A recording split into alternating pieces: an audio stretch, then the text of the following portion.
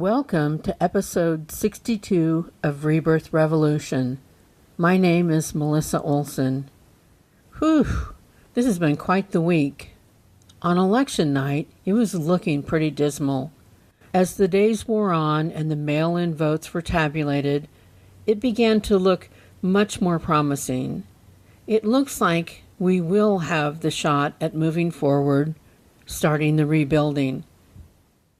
The celebrations that broke out all around the world gave expression to the sense of relief that people felt that the nightmare may be over. The drama is not over, as the current administration does not have any intention of honoring the will of the people. Again, we are seeing the part of democracy that we assume to be solidly in place turn out to be, instead, based on a sense of honor, devotion to the country, tradition, and integrity. These are ridiculous notions when you have elected a person with a low level of spiritual awareness to lead the country. For those at the low levels, and this is not limited to the leader we voted out, none of the virtues that hold our democracy in place matter. They are actually sneered at, and they naturally surround themselves with other low-level people who see the world as darkly as they do. The equation is much more simple. I have power. I want to keep my power. I don't care that you have decided I should no longer have the power. When you are still inhabiting the lower levels, you are all about yourself. You are all about what works out for you. The well-being of others is never part of the equation. There is no concern for the country or any of its inhabitants. No one matters to him but him. To be the leader of people, you need to be all about the well-being of others. It is, perhaps, the most important part of the job. We have talked in the past about how we are all having to live out the karma created by the person who was leading us. We, as impatient humans, wish that all karma could roll out immediately and in front of our eyes. In this case, it really did. As the ballots were meticulously counted in real time, we could see that the very people that the leader had personally denigrated were being avenged by the people who lived in their states. The casual cruelty and character assassination that he had unleashed on honorable people had struck a chord with the people in their states, and their memory propelled them to the polls. States that had previously been red were turned blue by his actions. The excruciatingly slow fashion in which that was revealed held more meaning than if the grand total of the votes had been announced on election night. The lessons were there for all to see. Did he see it and learn anything? I doubt it. What is as clear as the nose on our face is still cloudy and muddled to the person at the low level. But we saw it, and we got it. It was glorious. All the people who, to him, were of no value had the ultimate say in how his future would play out. They had their say, and it was magnificent. And they had their say even though there was a concerted effort to not let them have their say. After all, there's only one of him, and there are millions of us.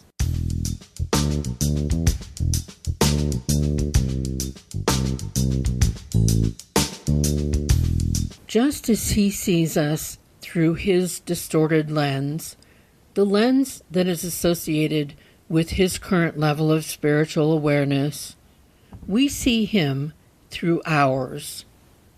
To those at higher levels of awareness, He has always been transparent. We have seen all of his deficiencies, all of his gaps in awareness.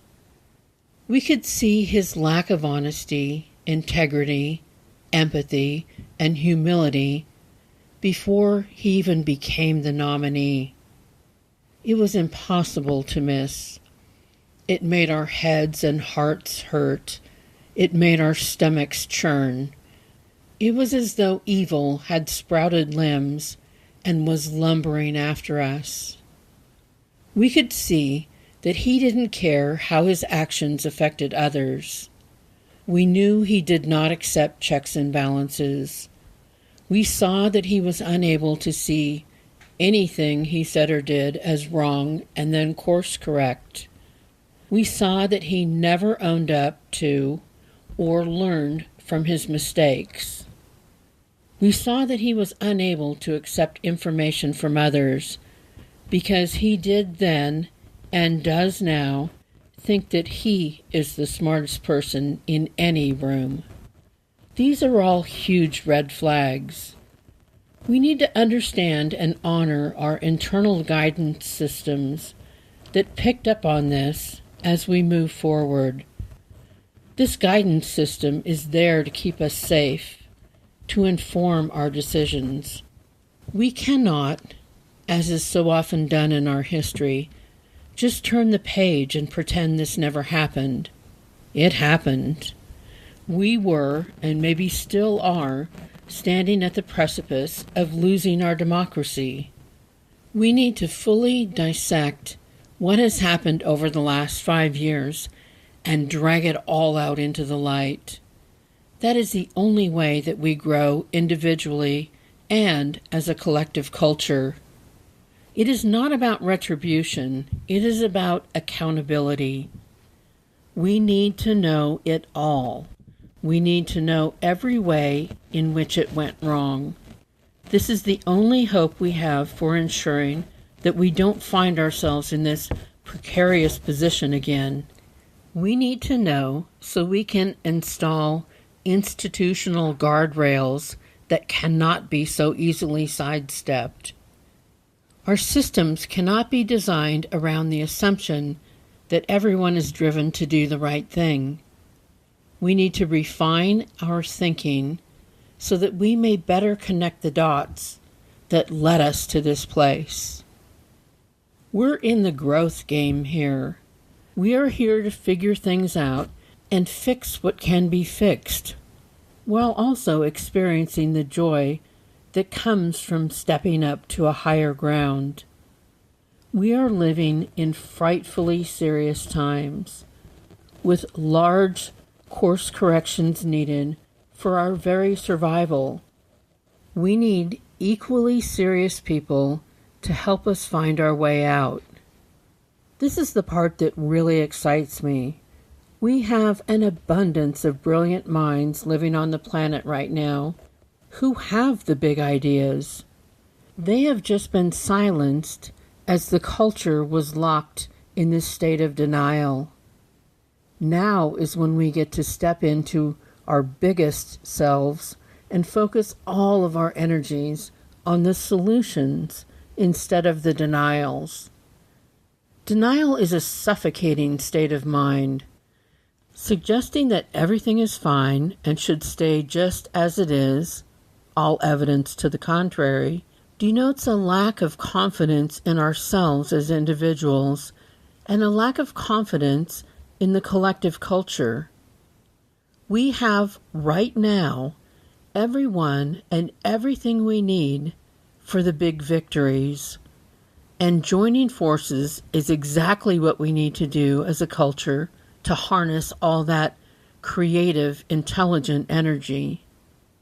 All that we face is interconnected, so bold moves on one front will always be bold moves on multiple fronts. This is the time.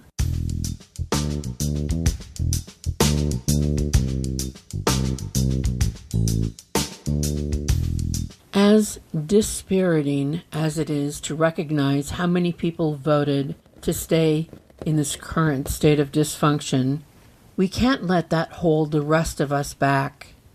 It is easy for us to see that the leader was a low-level person, but to others he is seen in a very different way.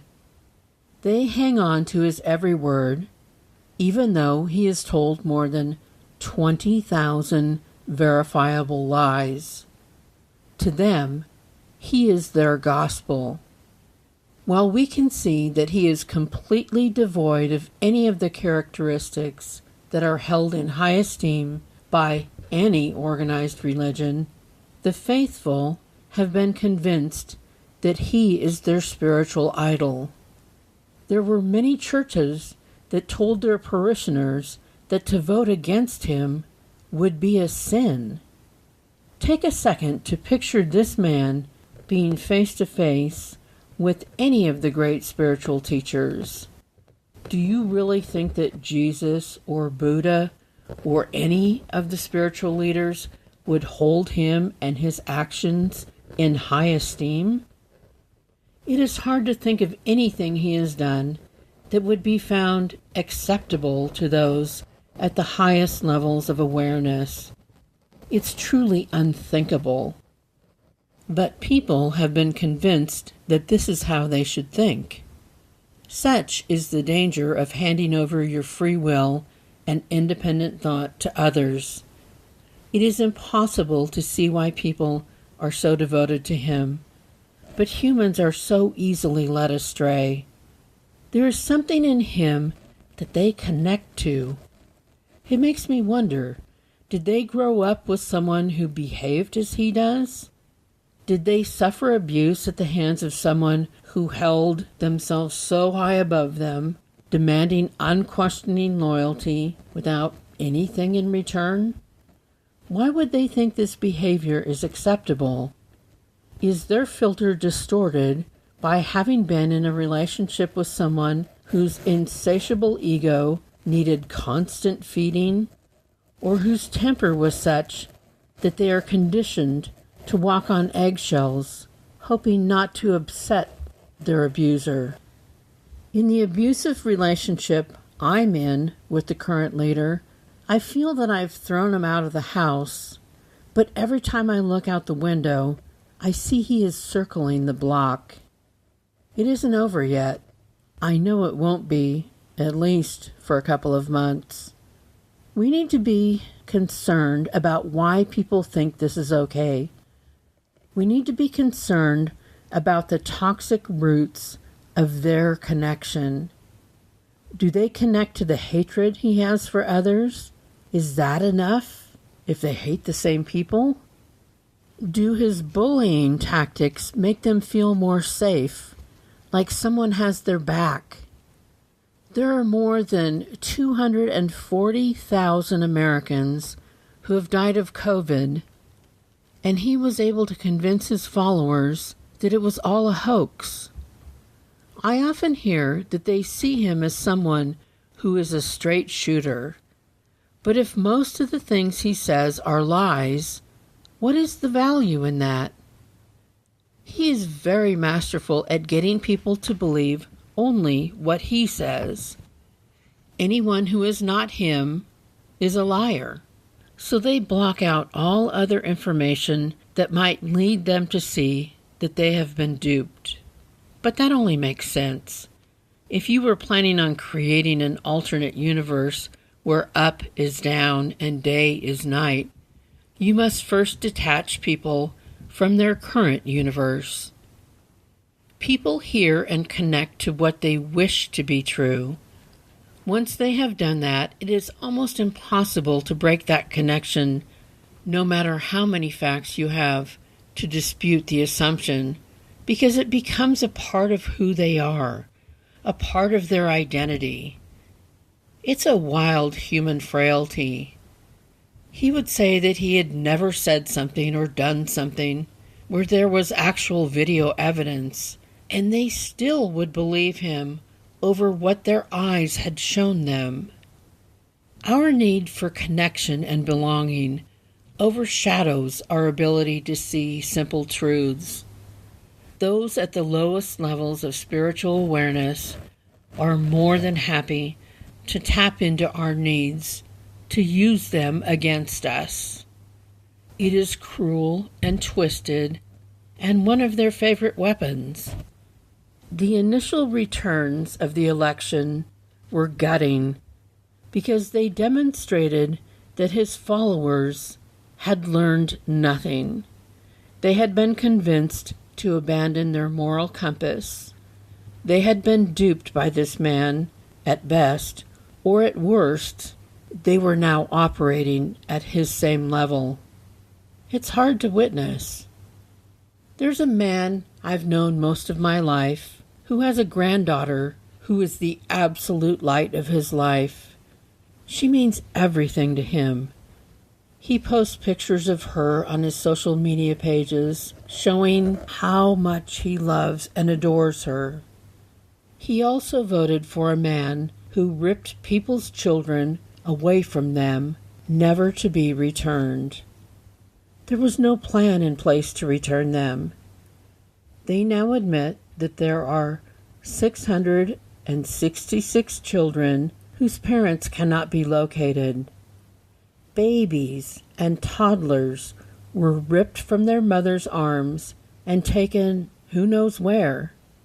Not one of those children was loved and adored any less than my friend's granddaughter.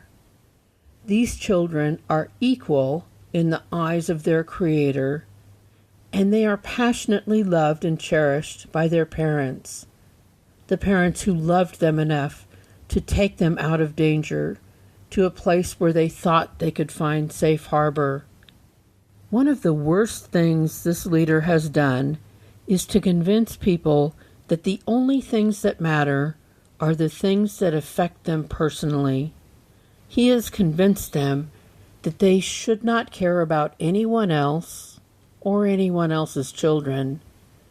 I can't even look at my friend's posts without wondering if the only way he would wake up to the evil is if his granddaughter were ripped out of his arms. This selfishness and lack of concern for others is not a sustainable way to live. And that's not just some vague emotional concept.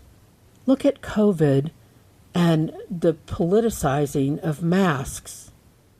There can be nothing more selfish than to rail against wearing a mask when almost 250,000 Americans are dead from this virus. It shouldn't have to be that this only sinks in when someone in your own home or you die or are maimed by COVID. It can't be that we only learn our lessons when it's too late.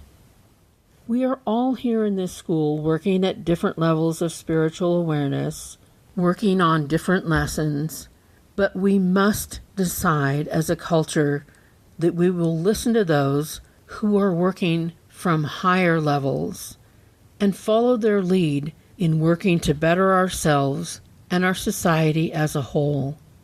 We've tried the opposite, and it has been a complete disaster. Let's put one foot in front of the other and walk to a higher ground.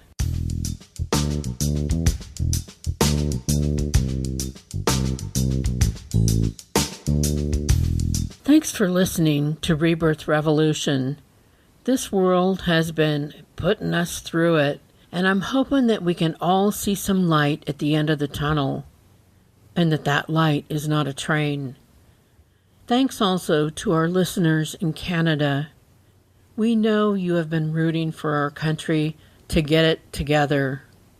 Thanks for being such great neighbors.